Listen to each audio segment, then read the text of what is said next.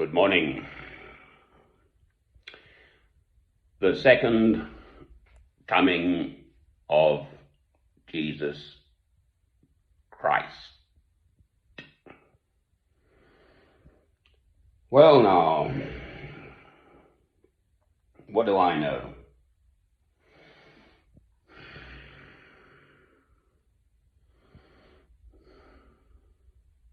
I know that Christ will come again. Of that I am absolutely sure, whether it may be in my lifetime or whenever it will happen. I have no doubt.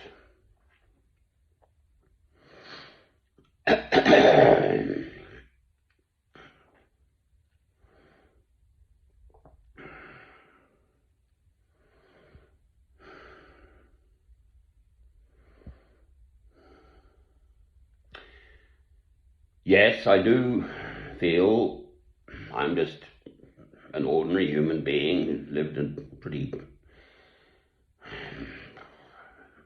ordinary middle-class life, quite frankly. I started training to be a medical doctor, then got into compute. My family, my mother especially, wanted me to be a doctor, and anyway, I'm not a qualified doctor, but I have worked in hospitals, and I do have a sort of medical ethos. Then I got into computing business, so office bunny, tailored suits and good leather shoes and all of that. I had my own small computing company for 8 years. And now I just am. I'm a man of 64 years old. I'm not a child. I have been married. That's the big personal thing. That was my son, Robert Francis. My former wife had been sexually abused by her own father, and it was all my fault. Well, but the English courts judged me as a man inappropriate to bring up his own son. So she had him cloistered at home. I believe he was home educated. And he committed suicide at the age of 18. I was not around. I fought in the English courts for 5 or 6 years, no justice there, and I left this little England, spelt with a small E. I took it to the High Court twice. I went to the European Commission of Human Rights. No justice. That has taken nearly 31 years of my adult life. So 3/4 of my adult life has disappeared down the tubes in my personal life. And the glorious upside is God has given me a rock-solid faith because I've kept turning to God through my own personal, utterly awful, tragic stuff. That's why I can still see clearly. So, in the Middle East, they're making peaceful overtures now. But there's something called Naturei Charta, Naturei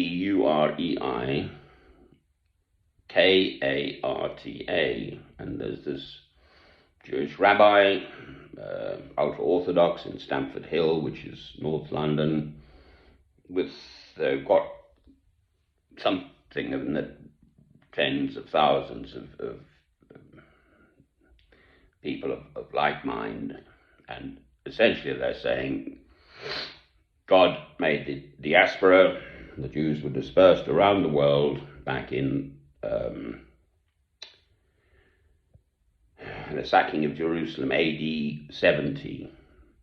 So in the first millennium, and that was God's will, and they're only to come back to the Holy Land, Israel, Palestine, call it what you will, at the second coming of Christ, always bearing in mind that in fact probably they're actually waiting for the first coming of Christ. I'm not quite sure what they believe on that. There are Jews for Jesus, Jews who recognize that, of course, Christ was a Jew and that he did come as prophesied in especially Isaiah, um, 2,000 years ago, and then there will be the second coming. And the orthodox, normal, mainstream Jewish teaching is that the Bible ends at Malachi. The New Testament doesn't exist. Malachi is the last book in the Old Testament. And that they're still waiting for this Messiah to come in glory and everything. Okay, that's a quick gallop through of what I know about that matter.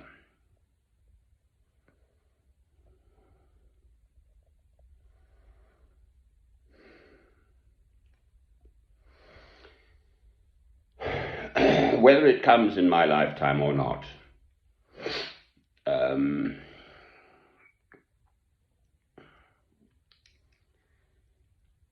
it's a good thing to live one's life, as it were, ready and prepared for Christ to come now, today, Saturday, is it the 22nd? I do keep a journal. Anyway, the back end of May 2021 in England. Here I am in Harpenden, Hertfordshire, where hurricanes hardly ever happen. What if Christ came and knocked at my door now? Would I be ready to receive him?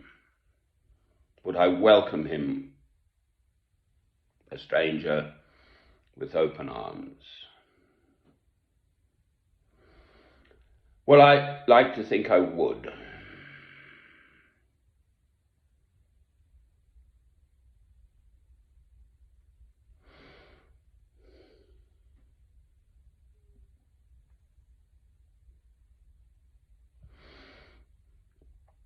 And give him a glass of water to drink.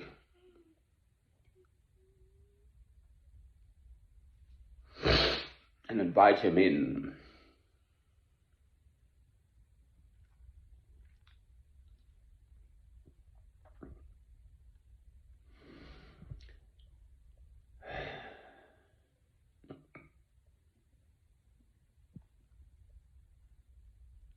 Wouldn't that be wonderful?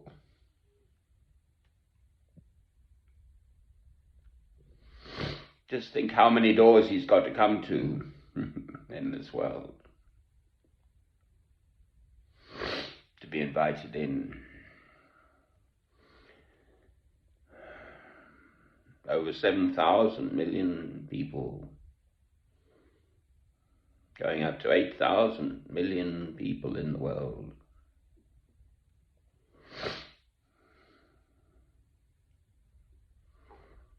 It's a big job to knock on all those doors.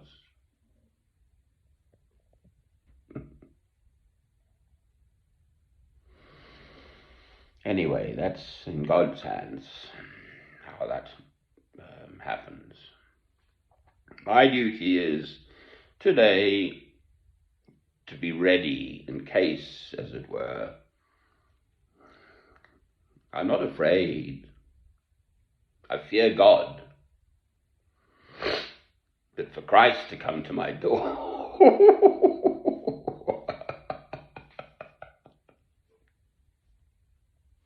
wouldn't that be wonderful?